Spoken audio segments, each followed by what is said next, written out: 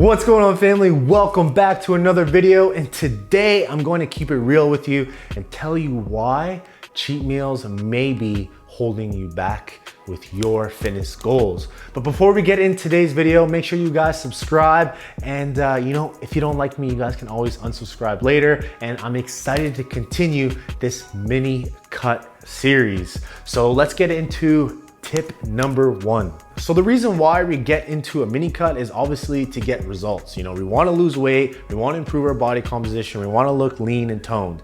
Now the thing about having a cheat day is that it could limit or even sabotage your results, because if you're eating a lot on one single day, it could actually take away the deficit on the previous 6 days you've dieted, and you wasted your entire time. From one extreme, it could make you gain weight. Onto the other extreme, it could be something you could deal with. But in my personal experience, I feel like having the better long-term balance and moving at a more comfortable rate is going to provide you better results. The second reason why I'm not a big fan of cheat days is because it induces repeat binging. Now, I really enjoy food, as you guys probably saw earlier in my channel when I was in that bulk life. But the thing is, if I'm cutting and I'm having a big, massive day, my palate is going to get influenced in a negative way where, I'm gonna be used to getting sweets in, junk food, and I'm gonna have big cravings to continue to cheat again. So the 6 days that I'm dieting, all I'm going to look forward to is cheat, and I'm gonna try and fit in bad foods throughout the week,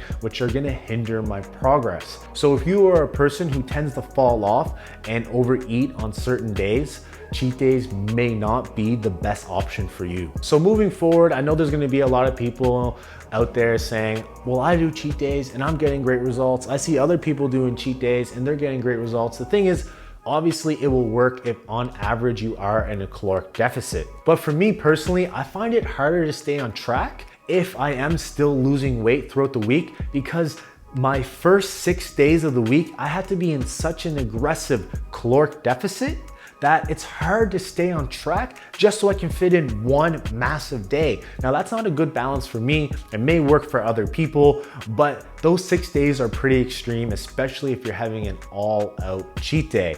Now, I find that the balance isn't really there. It's not very realistic long-term, and it could induce you to continue to binge and continue to crave those foods that are gonna throw you backwards with your fitness goals. Now, I don't know about you guys, but for me personally, when I start eating like great tasting foods, I'm gonna start craving it more. Now, the thing is, if you only expose your palate to bland foods, micronutrient dense foods, you won't have as big cravings with sweets and junk. But if you're having junk and sweets all the time, your cravings are gonna be a lot bigger. So when I implement cheat days, my cravings are much higher. So if you feel like you are a person that has big cravings and you struggle to stay on track because you want good tasting food all the time, I think you should try and bite the bullet, have more bland micronutrient dense foods, because it could help you stay on track.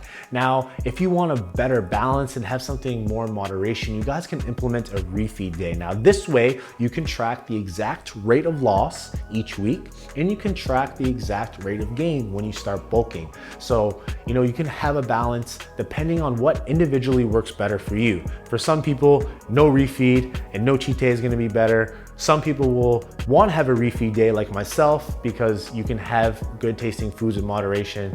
And I think some people will have that cheat day, but for the most part, it's something I generally wouldn't recommend. And lastly, I want to talk about something that's huge that I feel like a lot of people are leaving on the table, and it's really holding you back long term.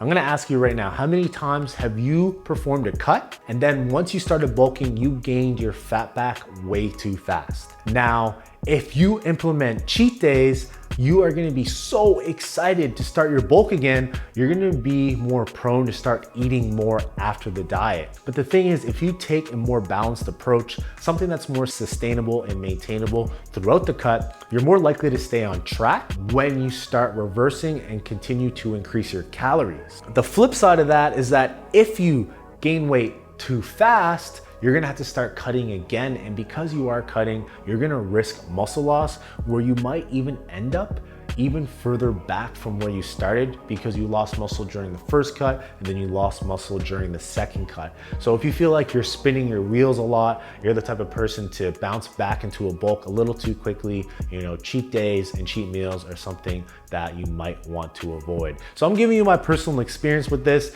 You know, I feel like in moderation, you can have foods that you enjoy, but for some people, you know, you might not want any at all. And for others, it might work out. So I would say play around with it, see what works best for you, and implement whatever you have the best experience with. I'm excited to continue this mini cut series. You know, if you didn't see the last video, I had an intense hardcore leg day. So if you need to get fired up before lower day, you know, because I personally need the motivation, you guys can check out that day. I honestly almost passed out and puked. So it was such a good workout. But other than that, guys, if you liked the video, please subscribe. Tell me your thoughts on what you think about cheat days, and I will see you in the next video. Take care.